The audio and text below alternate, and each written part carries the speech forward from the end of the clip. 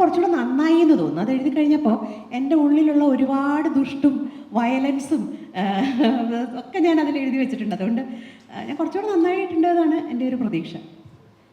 KR മീരയുടെ എന്ന എഴുത്തുകാരിയുടെ ജീവിതം ആരാച്ചാറിന് മുൻപും പിൻപും എന്ന് പകുത്തു വച്ചാൽ അതെങ്ങനെയാണ് എന്നൊന്ന് വിശദീകരിക്കാം. ഈ കമ്മിങ് ഓഫ് ഏജ് എന്ന് പറയുന്ന ഒരു അവസ്ഥയുണ്ടല്ലോ, അത് ശരിക്കും അനുഭവിപ്പിച്ച ഒരു പുസ്തകം ആരാച്ചാറാണ്.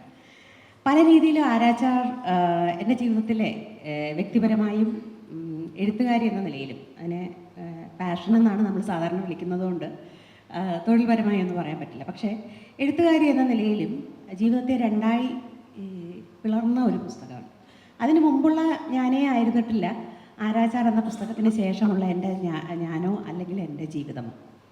ഒന്നാമത് എഴുത്തുകാരി എന്ന നിലയിൽ എനിക്ക് ഒരു വലിയ അംഗീകാരം കിട്ടിയ പുസ്തകമാണ്.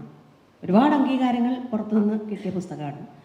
അത് കേരളത്തിന് പുറത്തും ധാരാളം വായിക്കപ്പെട്ടതാണ്. കൊൽക്കത്തയുടെ പശ്ചാത്തലത്തിലുള്ള ഒരു പുസ്തകം എന്ന നിലയിൽ അതുവരെ ആരും എഴുതാത്ത ഒരു പുസ്തകം എഴുതണമെന്നുള്ള ഒരു വാശിയുടെ പേരിൽ എഴുതിയ പുസ്തകം ആ വിധത്തിൽ സ്വീകരിക്കപ്പെട്ടു എന്നുള്ളത് വളരെ സത്യമാണ്. പിന്നെ എഴുതാൻ വേണ്ടി ഒരു സ്ഥലത്ത് പോവുക, യാത്ര ചെയ്യുക, അതിന് കുടുംബത്തിൻ്റെ സഹകരണം ഉണ്ടാവുക, അപ്പം ഞാൻ എഴുത്തുകാരിയായി അംഗീകരിക്കപ്പെട്ട ഒരു നിമിഷം കൂടിയായിരുന്നു. അതൊരു വലിയ സന്തോഷവും പ്രോത്സാഹനവും ഒക്കെ തന്ന സംഗതിയാണ്.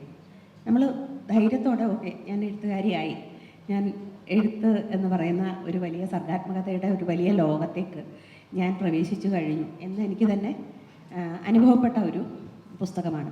പിന്നെ അതൊരു വലിയ പുസ്തകമായിരുന്നു എന്നുള്ളത് കൊണ്ട് ഒരുപാട് കാലം ഇതിലെ കഥാപാത്രങ്ങളെയും ആ കഥയുടെ കുരുക്കുകളെയും അതിൻ്റെ ഇഴകളെയും ഒക്കെ മനസ്സിൽ പേറി നടന്നു എന്നുള്ളത് കൊണ്ട് ആ ശ്വാസം മുട്ടലിലൂടെ സത്യത്തിൽ ആരാച്ചാർ എന്ന് പറയുന്ന പുസ്തകം ഒരു കുടുക്കാണെന്നും അതിൻ്റെ കഥ ഒരു കുടുക്കാണെന്നും എൻ്റെ തന്നെ കഴുത്തിലാണെന്നുമുള്ള ഒരു അനുഭവമായിരുന്നു എഴുതുമ്പോൾ ഉടനീളം ഉണ്ടായിരുന്നത്.